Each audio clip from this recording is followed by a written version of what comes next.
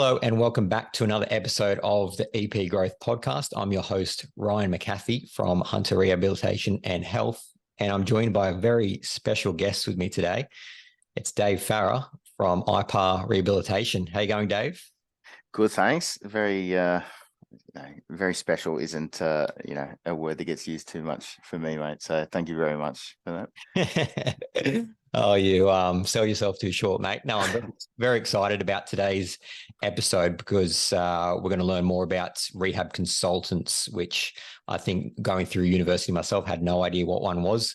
And even being a new grad treatment provider, not knowing how we can work well with them. So very excited to get chatting today, mates. And yeah, I think there'll be plenty of gold nuggets in there for the listeners. Yeah, certainly. And it's a industry and a career path that I'm really passionate about. So it's going to be very easy to talk about, to be honest. Awesome. Great. Well, first off, just tell me a little bit more about IPAR Rehabilitation and what your actually role entails there. Yeah, so IPAR is a national rehabilitation provider. So we've got offices all over the country. And the main thing we do, there's like every business, there's a lot of different avenues that we work in. So one of the parts we do is like workers' compensation and like occupational rehabilitation. So helping people get back to their pre-injury role or their pre-injury employer, or back into different employment or a different career path.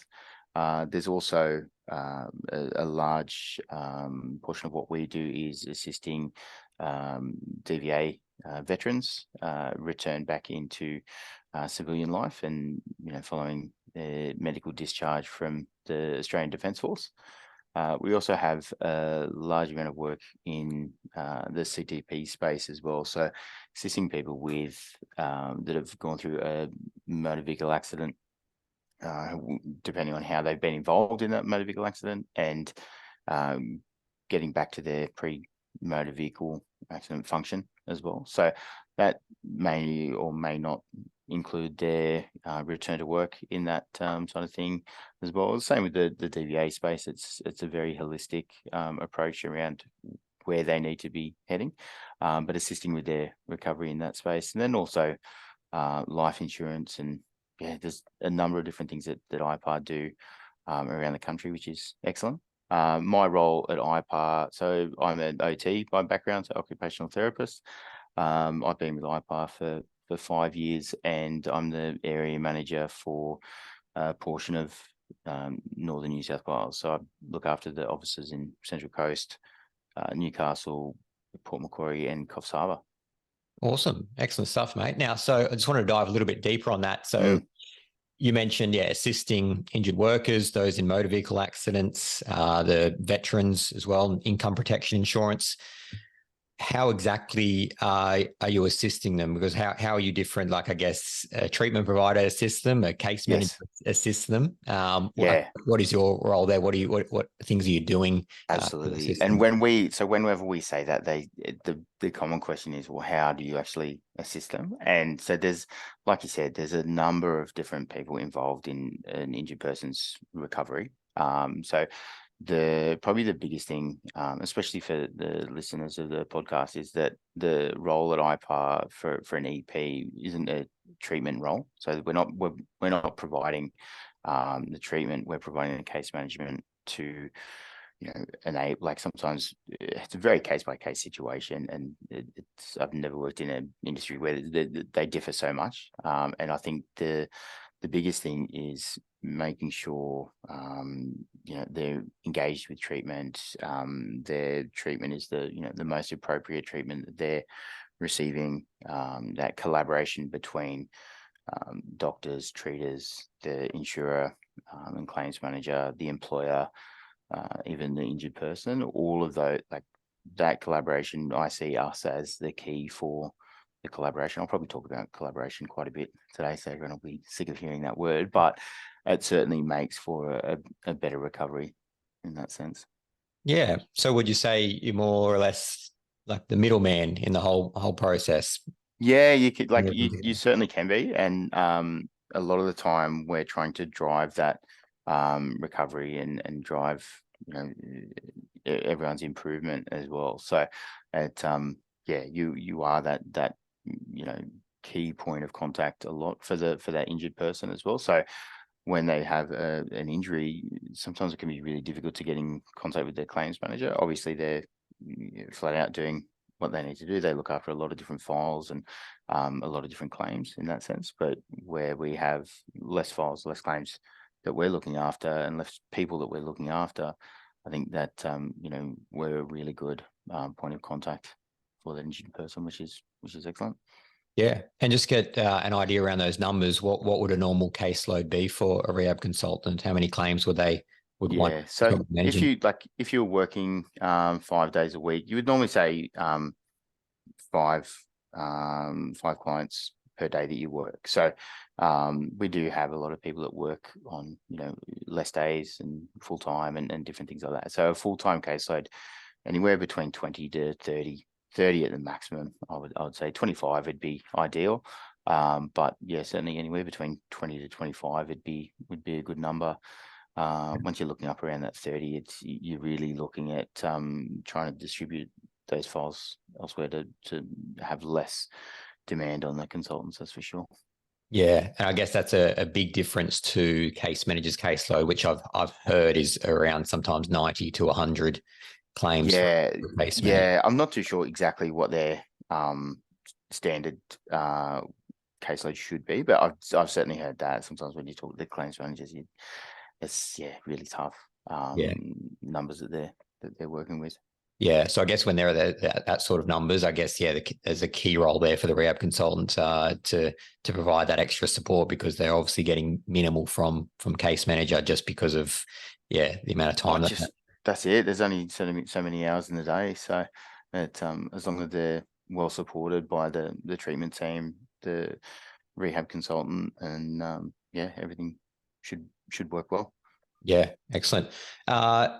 So tell me a little bit more about the day-to-day roles of a rehab consultant. I guess, like, what are the specific tasks and actions that you do to enable that return to work? Yeah, so a typical day, there could be different assessments that we're completing. So whether that's an initial and workplace assessment, a functional assessment. We also complete activities of daily living assessments, which are very OT specific. So EPs don't do those assessments. But yeah, certainly the workplace and initial assessment and functional assessment up there, job task analysis, ergonomic assessments. There's a number of different assessments that we complete.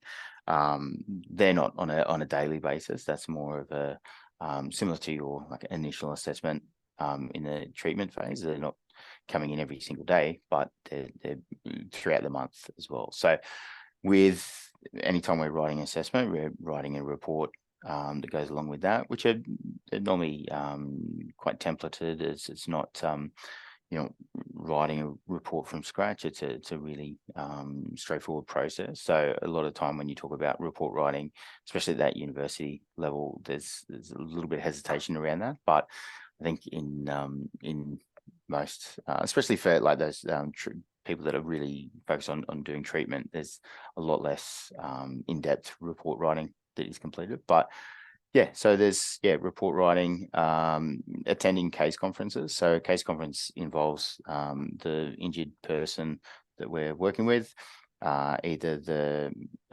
nominated doctor, so the GP, or potentially the specialist that could be involved as well. So we're attending there to get an understanding of progress and where that recovery path is heading. And then also looking at if there's any questions regarding in a work capacity, if that was the subject that needed to be discussed, and then looking at where that recovery path is heading. Yeah. I'm just trying to think with in terms of things like that. We're often providing updates and getting in contact with treaters as well. So providing updates to potentially the employer, the claims manager, and then getting in contact with the treaters such as yourself, or potentially physios, psychologists. There's a number of different people that we're getting gathering the information to see how that progression is going. Excellent. And with those case conferences, is the aim to get along to every single one? Is it? We're because IPAR's got such a large footprint around the country, we really pride ourselves on being face-to-face and providing that face-to-face service as well. So getting being part of that collaboration, again using that collaboration word, but that case conference is a really good point to be everyone face-to-face and discussing the treatment. We saw a shift in a lot more telehealth over the last few years, but we've certainly shifted back to the face-to-face interaction. Yeah, excellent. I was just thinking then, so case conferencing, like, it's not something you learn at university, and it's a skill. You're in a room and you got to communicate well, and you got to know when to jump in and when to keep quiet, and you got to learn how to get an outcome and drive a result. How is your team sort of trained in that? I guess if someone's coming straight in, like how do they know how to do a case conference? Is there any in-house training? Certainly. So there's a combination. So we do like the in-house training around case conferencing, preparing for a case conference, what to be discussing during a case conference, but then we're also observing. So in the first few months at IPAR, you would go through the induction period, and a lot of that is observation of other consultants completing that work as well. So you get to see people and feel comfortable before you're just thrown into that as well. So the case conferences can be quite varied depending on the treating doctor as well. So we find that when the doctor it's more of a conversation rather than just I'm the doctor, this is what is happening. It's very direct, and there's no collaboration, there's no discussion around different options or anything like that. It's just I say what happens, and this is where we go from here. And it's in that situation, it's hard to get any traction on recovery or any input from the doctor as well. But it certainly happens a lot less. I think there's a lot more collaboration with all the parties these days, and when you have that, it certainly makes for a better recovery for that injured person.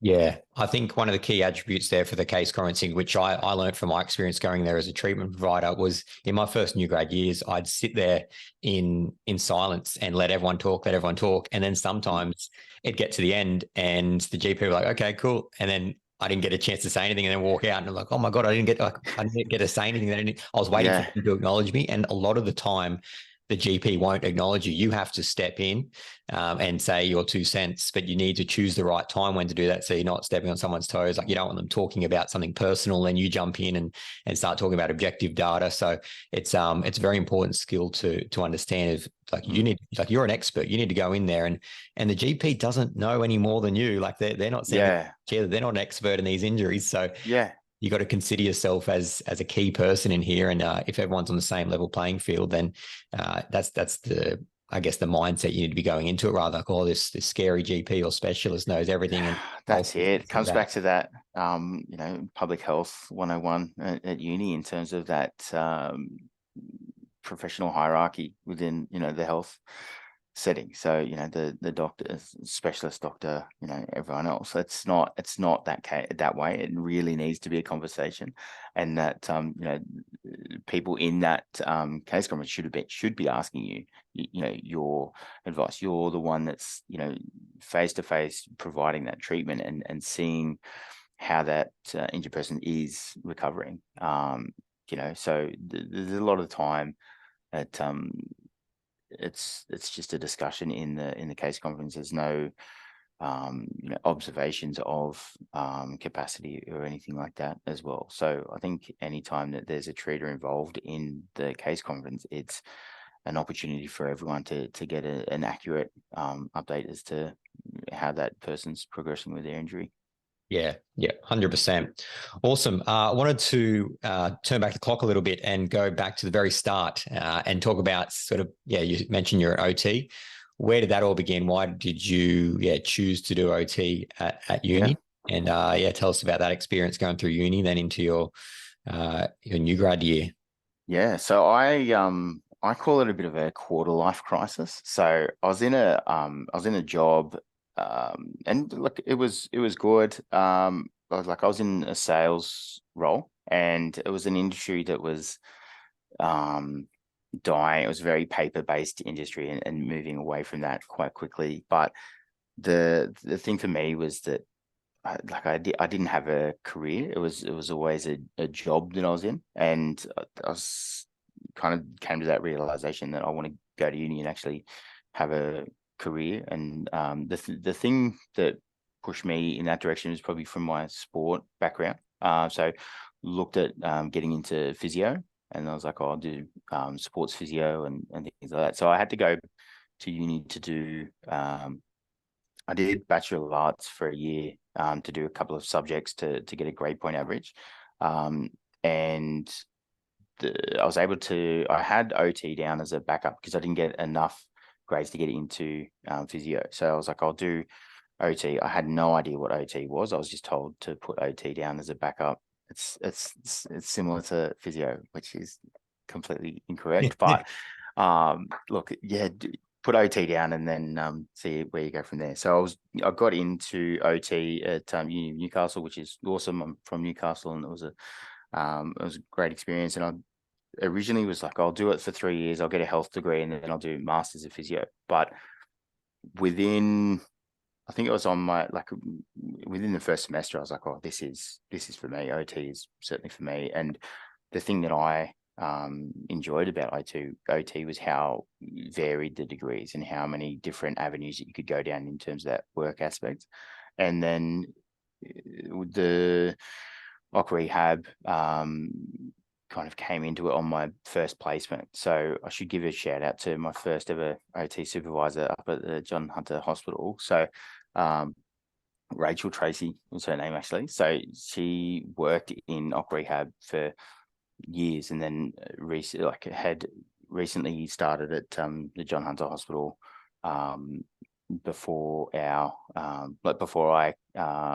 started my placement. And she said, oh, you should look into OC rehab. You might be well suited to that, like given you've got work experience and you've lived, you've got some life experience as well. It might be good for you. And I had no idea that OTs could get into it, and that it was the thing that we do. Very much like yourself about with EPs, like we don't know, you just don't know that avenue is out there. And so I did. I looked into it. I did a placement on my second year over at One Steel, actually. So they manage everything in house, and it was a really good opportunity to see what the industry was like. And then from there, that was always my focus to do that. I then did 2 community placements after that, and then that really split my decision down. Like, oh, maybe I should go in community, and I did. I ended up going into a community role for a year there, which was amazing. It was a really rewarding job. And then the opportunity came up.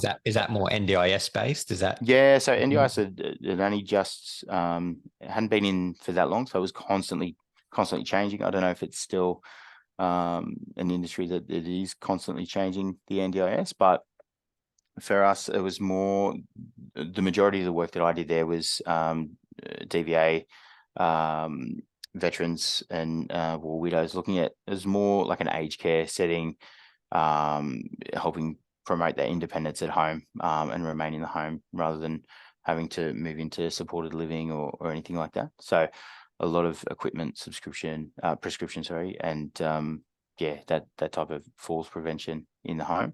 And then it was a mix of NDIS towards the end of that tenure in the community. But I think it was January or February 2019, I joined IPAR. So We'll just go back a little bit. Just tell us about that experience at One Steel. So your first everything in house was like, was it was it what you expected? Was there what were the workers like there? And many so I didn't have I didn't really have any expectations for like as to what to expect for that one. It was a project placement, so they were looking at how to promote health better in their for their workforce. They had a bit of an aging workforce at the time, and it was a really good way to look at not only just that return to work component, but also the that health like injury prevention and maintaining health like for those employers. So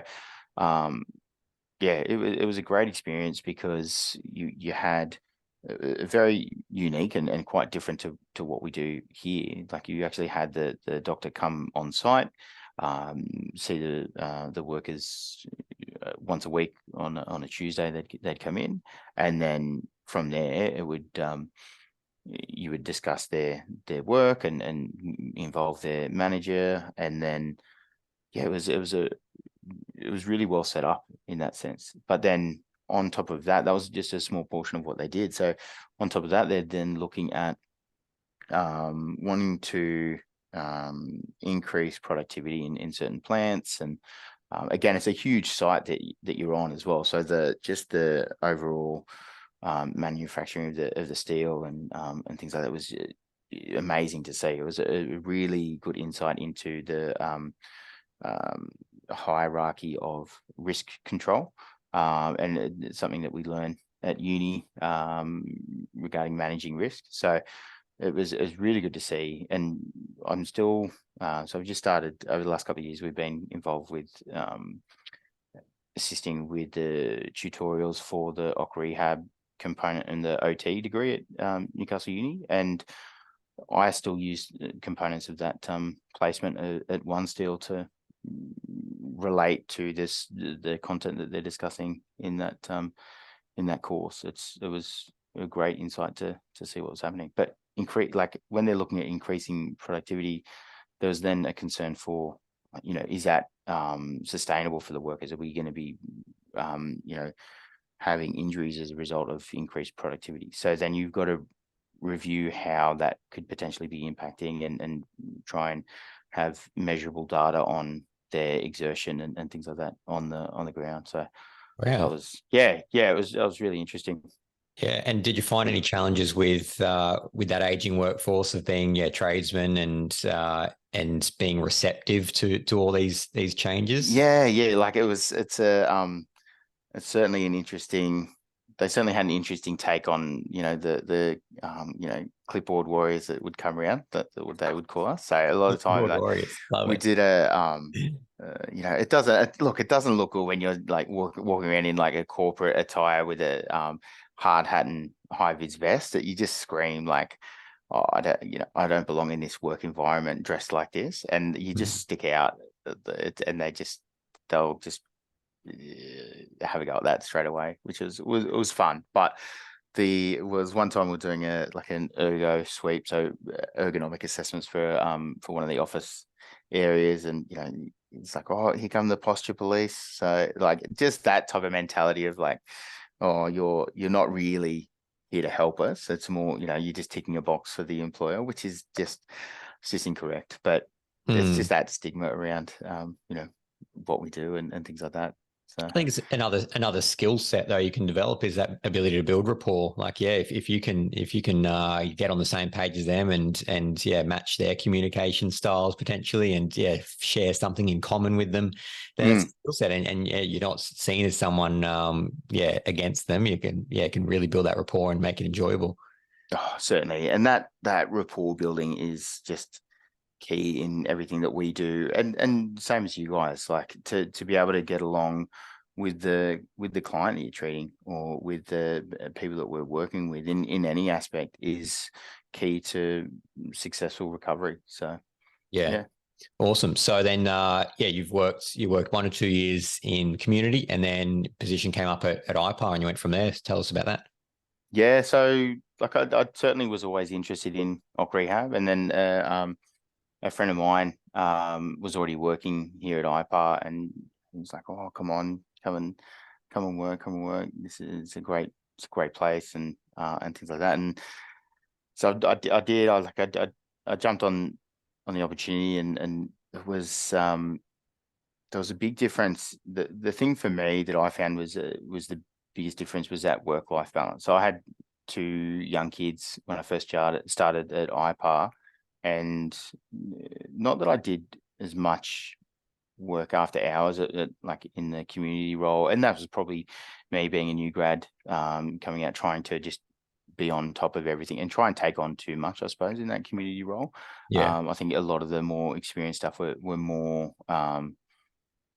adept at managing their time better than a new grad, which is pretty standard. That's I think every new grad's in that same situation. But yeah, I think that my wife certainly noticed a difference in my presence at home. Like when I wasn't working, I left my computer at work and was able to switch off really, really well after hours. And yeah, just that presence of not, thinking about the work that I had to complete that night or things like that was just a quite a big weight lifted for me, I suppose. And then yeah, I think the thing for me, and this is where I'll probably be just heavily biased about, how good it is to work at IPAR, but the culture in the office that I was working was just incredible. Like a really fun place to work, and yeah, really supportive environment. Every role that I've been in at IPAR, there's been a huge amount of support to looking at that career development and making sure that you have all the tools that you need to be successful in your role. I can't fault them on that at all. Yeah. I think culture is such an important aspect of a role, because it could be the most enjoyable job you have. It could be good paying, but if you're working with someone next to you that you don't like, that Oh, ruins yeah. the whole job for you. Simple as Yeah, that. certainly. And it is a tough industry to work in. Like you can have some really challenging conversations throughout a day, or have some really challenging meetings that you need to be involved in terms of someone's recovery. And a lot of the time when you've got a team that you can have fun with, and you've got that support around, it certainly makes it easier to get through some of those challenging days. So it yeah, it's a good balance, that's for sure. Yeah. And when you see a national company like IPAR that's been around for a while, you go, okay, they should have systems and processes in place. That's why they're successful. That's why they're a national company. So it's yeah, so certainly we celebrated 20 years this year at IPAR, which is awesome. So I just missed out on the 15-year anniversary party that was down in Sydney, but yeah, certainly was able to get along to the 20-year one this year, yeah. which is awesome. Out of curiosity, do you know the history of rehab consultants? Like when were they first introduced? I don't.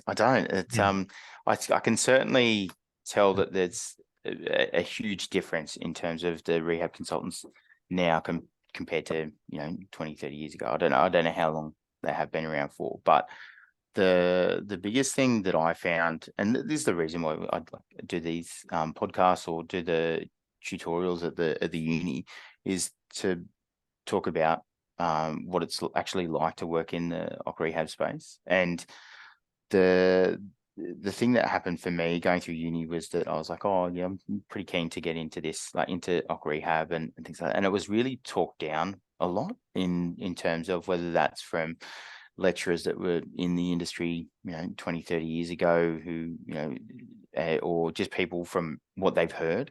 And the biggest things that you were asked about and was like, oh, I heard it's you're only there to be forcing people back to work that shouldn't be going back to work, and that you're there as the the whipping person for the insurer. And it's like, I've never been in that situation where I'm trying to, or even to use the words, force someone back to work. It's just not accurate at all.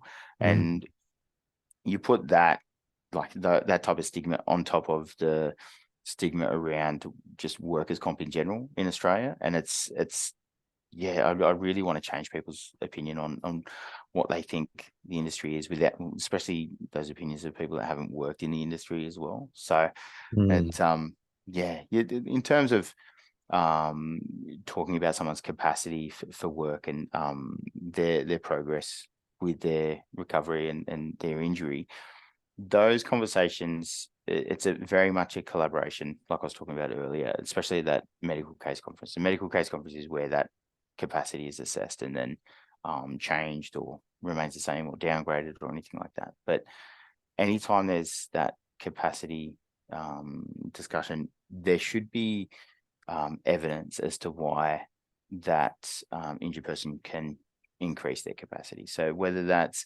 they're increasing their what they can do with the physio or the EP or the psychologist, like any of those treatment providers are saying, yeah, they've increased with what they can lift, or how far they can walk, or different things like that. And or even just the workers perception of how they're progressing with the injury and how confident they feel and things like that as well. So all of those should really be a discussion. If you're going into a case conference to say this person should be upgrading just because, like, the doctor should really be saying, well, why?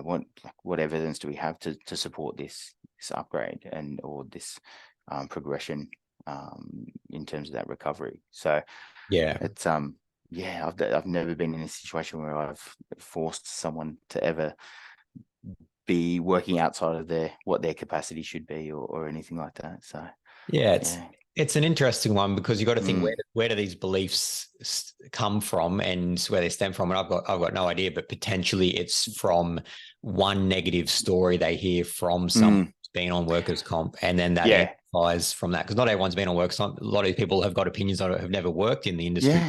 Yeah. It's probably one negative story. It's one of those things that, like, the only thing people see about workers' comp is a story on a current affair. So you'll see someone that's had a workplace injury and they're like, he's had a workplace injury and he's never able to work again because he's back. And then they've got footage of them retiling their roof on the house. So, like, Tracy Grimstraw is never going to run a story on someone that's had a workplace injury, gone through their rehab, worked well with the rehab consultant, and gone back to their pre-injury duties. It's a boring story for a current affair. So it's just one of those things. But I think it goes back to when you're saying, well, when did rehab consultants first start? But, like, I could imagine the industry might have been a little bit more, less collaboration and more forceful, potentially. I don't know. So but if people have those stories from 20, 30 years ago, it might have been a different industry back then. But a lot of effort is going into trying to change the perception of what OC rehab is actually about. Yeah, no, that makes perfect sense. Mainstream media at it again. I'd love to see an episode of Dave Farrar attends medical case conference and achieves PIDs. No one would, mate. That'd be an interesting one. Viewer numbers would certainly go down. There'd be other more exciting things to watch than that. That's for sure. We need more good news anyway. Tell us a little bit about. So obviously the main goal is returning injured workers to work in that main aspect there. What would be one of the main challenges a rehab consultant faces on day to day or week to week? What is the challenges they face? I would certainly say like some of that perceived stigma around that is could be one of the challenges. Certainly not the main challenge. I would probably say that the poor communication from the doctor or poor collaboration from the doctor, I think, is like just not willing to listen to what we have to say about potential suitable duties or the health benefits to working. And that's probably the biggest thing. You probably normally see it around older doctors that have been around for a while, and then they could potentially feel that being off work is a good thing. And there's a lot of evidence around the health benefits to work, or working as part of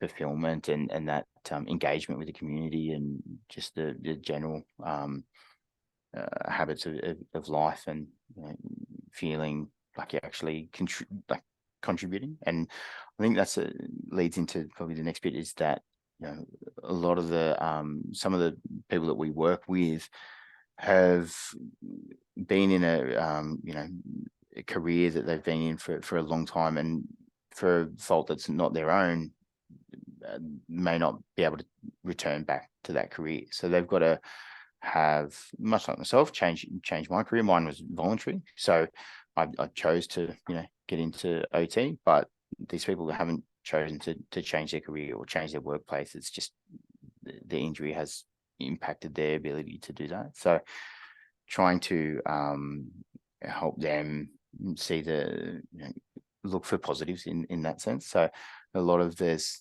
a lot of underlying mental health concerns as well with a lot of people that we deal with physical injuries. We also do psychological injuries as well at IPAR, but a lot of what I talk about is around that physical injury. So I'm just because my physical injury background, I suppose.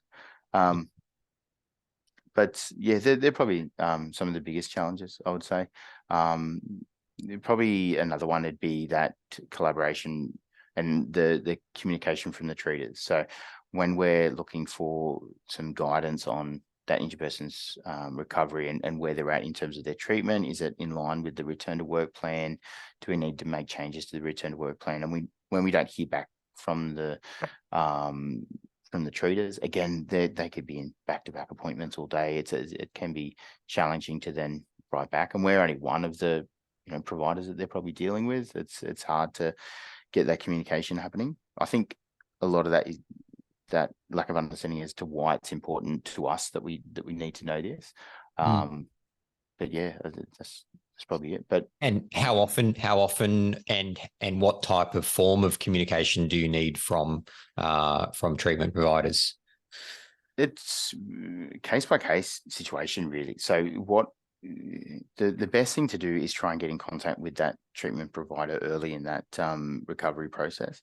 Then just asking what their preferred communication method is. If they've got 5 minutes and can run through a phone call, rather than trying to take time to go through an email and respond to emails and things like that, that's great. If they prefer to send emails, that's also excellent as well. Like knowing the best form of communication is the first step, and then the frequency of communication as well. So again, that's very dependent on the injury and the time frame as to where that injury is up to as well. So a physical injury where they're returning to their same employer, that communication would be probably quite frequent, potentially fortnightly, monthly, depending on the speed of that recovery. And then those longer term injuries where medical improvements have probably plateaued, that communication would probably be a little bit less, but still, I would still probably say monthly, discussing any potential treatment options or changes and things like that as well. Yeah, excellent. And I'll just give some insight from a treatment provider's point of view. So you're explaining the absolute importance of this communication here. And from a treatment provider point of view, we can actually bill for all this time. So we should make it a priority in our weeks. And if you're in a clinic that doesn't allow that, it just doesn't make any sense. So I know a majority of physio clinics will be 95% face-to-face with patients, if not more, just 15 clients back to back each day. But yeah, if you block out time to do these updates to rehab consultants, you're not, from a clinic owner's perspective, you're not losing any money here from not seeing the clients. It's and it's a win-win. That's a win-win for the clinic, for the rehab consultant, for the worker, for the insurance company, for everyone. So you should, if you're working in a treatment provider role, you should make sure there is allocated time to update rehab consultants for those reasons stated. Yeah, perfect. And it's just really sets a tone for that recovery and everyone being on the same page for recovery, because a lot of the updates are where they're at the moment. So you go to the case conference and the GP's received an update and it's like what those measurements are, but this is like, what about the next 2 months? Where's that looking? And a lot of the time there's a lot of questions of when will they return to pre-injury duties, and that's not. I think that's really hard to determine sometimes for a lot of the treaters, and they probably feel a bit like, this isn't this really like I'd love for it to be here, but it's hard to tell. It's more that like, okay, what's happening in the next few months? Where can that return to work plan go? Can they, increase some capacity to have some more exciting, suitable duties or light duties that they can do and get a little bit more fulfillment with those suitable duties as well. Yeah, excellent. And my advice there for treatment providers, it is a very overwhelming question that I deal with my new grads and things like that as well. Is when are you looking likely to discharge this person, or when are they likely to get back to pre-injury duties? I would always say that you would give a rough number based on a best case scenario. You would say, so it would look like this. However, things change. So if things do pop up, it might be prolonged, but best case scenario, we're looking at 8 weeks at this stage if everything goes well. So that, you're not like, you said if everything goes well. So if you get to 4 weeks and they've actually contracted COVID and been at home for 2 weeks and been in bed, you're like, okay, there was something that came in the way. So it's just probably going to push back a little bit. So you should know rough injury timeframes, and you can mention those rough injury timeframes, because this worker's got to go home to their husband or wife and tell them like this is what they're thinking. Like, I need to give a time frame here. GP likes to have a time frame, insurer likes to have a time frame, and as long as we're giving that rough time frame, but also protecting us a little bit to say like it's not a definite. This is if everything certainly, very similar to the return to work plan. Like you would have a return to work plan that everyone's in agreement with and everyone's on board with, but there can be certain setbacks, or they could progress earlier than what's expected with that return to work plan. So it's not set in stone. I think actually we call it a recover at work plan now rather than return to work. But it's not, everything's not just set in stone in that plan. Like there can be things that change all the time, and it's very case by case with how that works.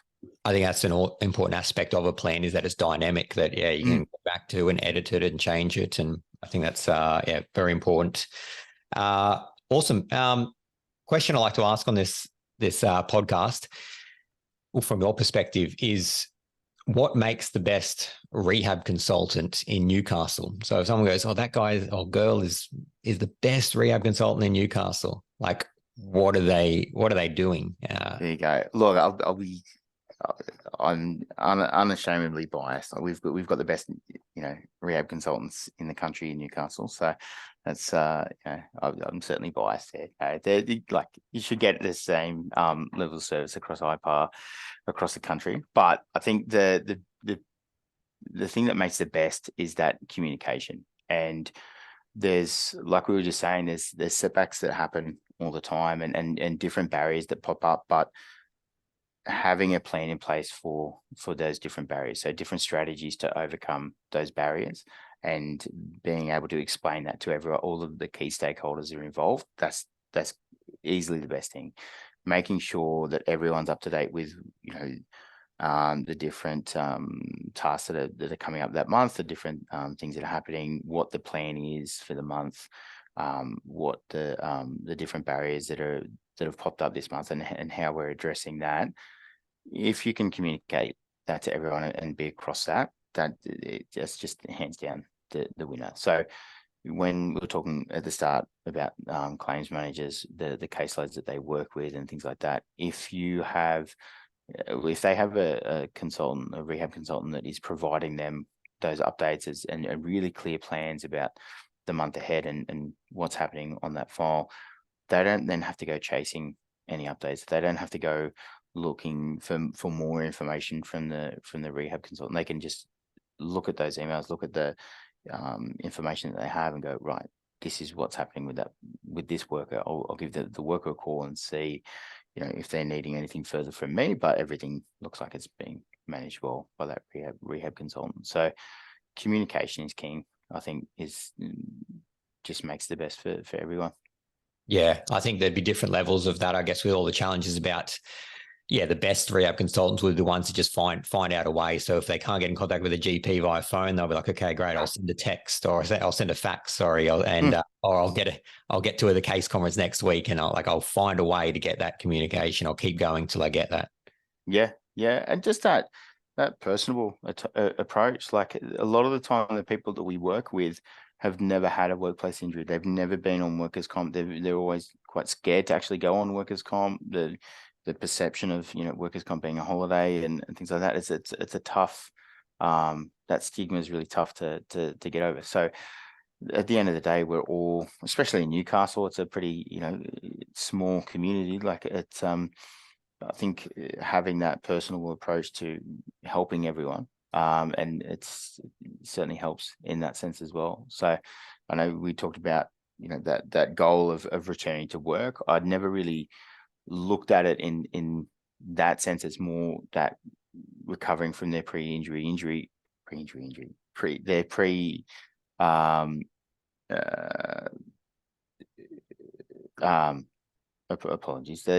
Like just recovering in just pre-injury life is the thing that you're looking at. So when as they recover with their injury, you're looking at you know, their duties at work can improve, but it's more about that recovery, getting that recovery happening, and the positives around, you know, just getting better, someone getting better. A lot of people have had an injury, and you know, sometimes that's those timeframes, the outlook is very undetermined. They don't know where they're heading. So looking at that recovery and that progression is always the best way and the best approach.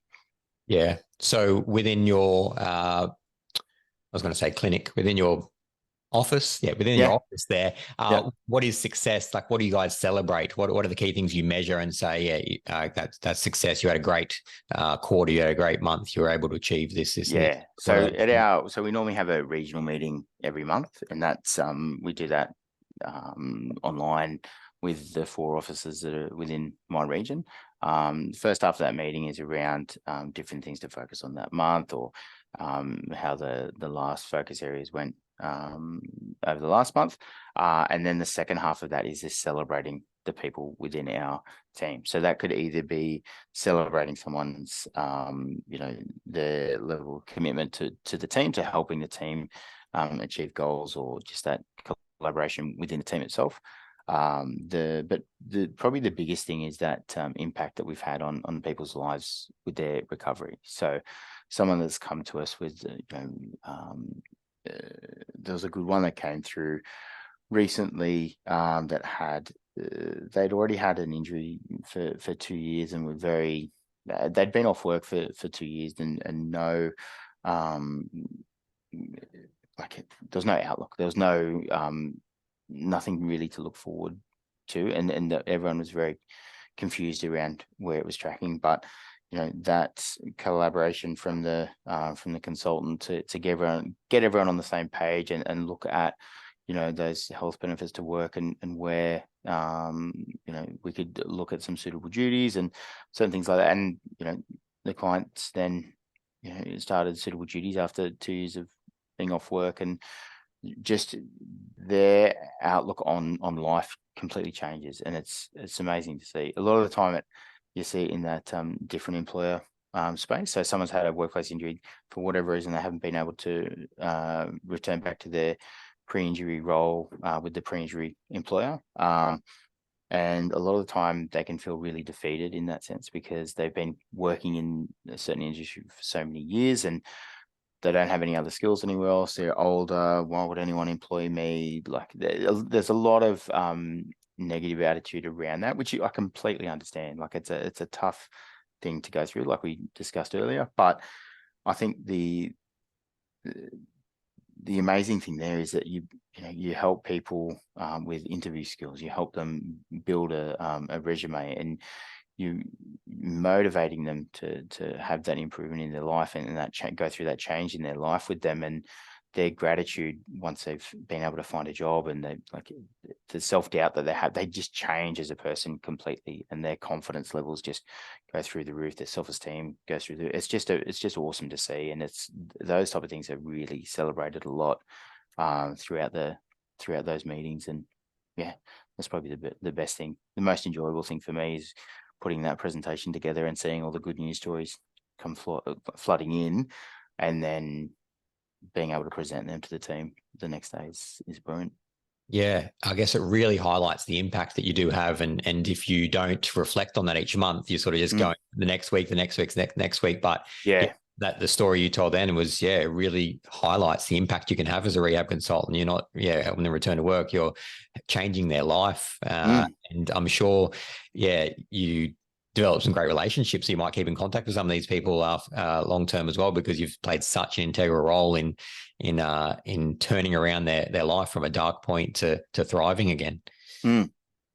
Yeah, excellent stuff. That's amazing to hear. Now, I wanted to share my experience real quick. Was when I was just about to graduate, I jumped on seek.com and looked at the ads. There was probably 50 ads there. I typed in exercise physiologist, and there was a lot that were rehab consultant. Some said exercise physiologist. Got a bit confused around which one was actually treating. What is a rehab consultant? I think the majority actually were rehab consultant jobs. Sort of what that was, and ended up going down the treatment provider route. But I did interview for a few rehab consultant jobs. But what advice would you give to a new grad?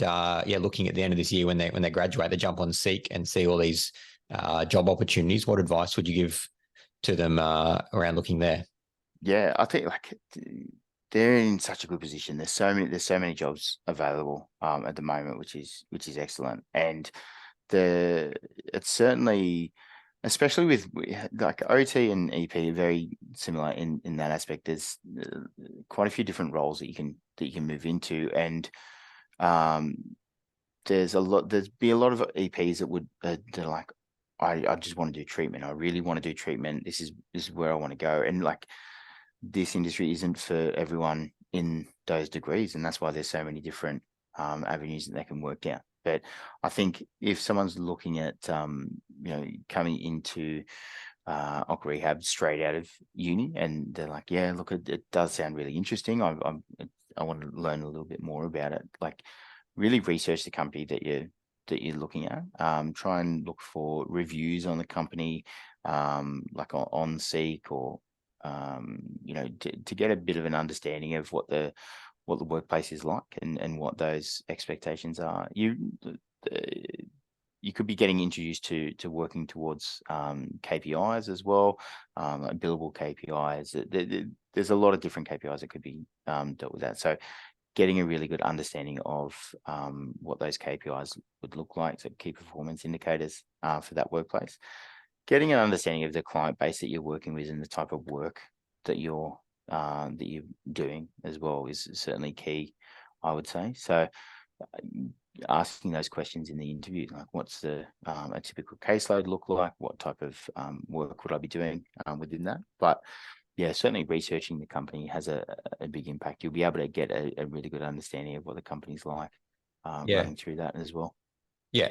And it's the reason why I had you on was just to change that narrative as well, because you don't need to go into a treatment role because you're a health professional. You don't need to. Like, this is this is a different career path, but can be just as rewarding, and it's it can be amazing for certain people, and other certain people like to be treatment providers, but you've got a very long career ahead of you. And there'd be nothing worse than coming out of your time at uni. It's such a hard slog. There's certainly a lot of enjoyment in going through uni, and there's a lot of fun times had at uni, but the academics of it, and getting through all of those assessments, getting through all the exams, like everything like that is a lot of hard work. And if you ended up in a treatment role because that's all you thought there was, and you're like, oh, this isn't really for me, that'd be such a confronting experience to go through, and then be like, well, what else am I going to do? Like, knowing that there's other options if you're not looking at if you're not enjoying treatment, it's I think everyone's happy to have options in life with different paths that they can take. So and so what advice would you give to someone who has listened to this episode now? IPAR seems pretty cool. Seems like a place they might be interested in. What's the best way to reach out to yourself or the company? Certainly reach out to myself. I'm more than happy to talk about it in more detail. I can send you my information you can attach to this. I'm not sure how that works, but I'm more than happy to talk to anyone in more detail. I love the industry. I can give a really good I feel like I've given a lot of information about it today, but more than happy to answer any questions that the people might have or anything like that. IPAR certainly have a like a vacancies section on our website as well. I can certainly almost guarantee that we'd have an office close to anyone that's listening to this within Australia. And yeah, like, get in contact. We can sort something out and have a look at what's about. And yeah, it's I think the benefit to working with a national provider like us is there's offices everywhere across Australia. So if you're looking at moving, like we've had consultants from Newcastle that have moved down to Tasmania or Coffs Harbour or Melbourne. Like, people have moved everywhere, and they're still able to stay with IPAR, and that's the same wherever you go. Like, I talk about the culture in Newcastle being excellent, but that's just one of the many offices across even New South Wales where I've gone to the office, and the culture is amazing as well. So that yeah, it's a pretty good thing. Again, I'm very biased towards IPAR, so yeah, happy to talk about that. We'll just do a separate podcast about how good IPAR is. That's absolutely fine for me. No, I'm a neutral party here, and it sounds it sounds amazing to me, mate. So I'll put your email in the show notes, and if any listeners are interested in learning more, I'd recommend sending an email to yourself. Let you know that you listened to this episode, and you'd love to tee up a chat and learn a little bit more going from there. But that's all we've got time for today, Dave. It's been an absolute pleasure. Really enjoyed this chat. And I think it's been so beneficial because we don't learn this stuff at uni. And that's what this podcast is all about, is learning the things you need to know in real life that you don't learn at uni. So hopefully it's will improve the collaboration between treatment providers and rehab consultants, and also give some new grads that insight into that they can move into a rehab consultant role straight out of uni, and it can be extremely fulfilling at the same time as well. So thank you again for your time, mate, and we'll catch up soon. Not a problem at all. Thank you very much for having me on. It's been a pleasure. No worries at all. See you on the next episode, guys. Bye for now.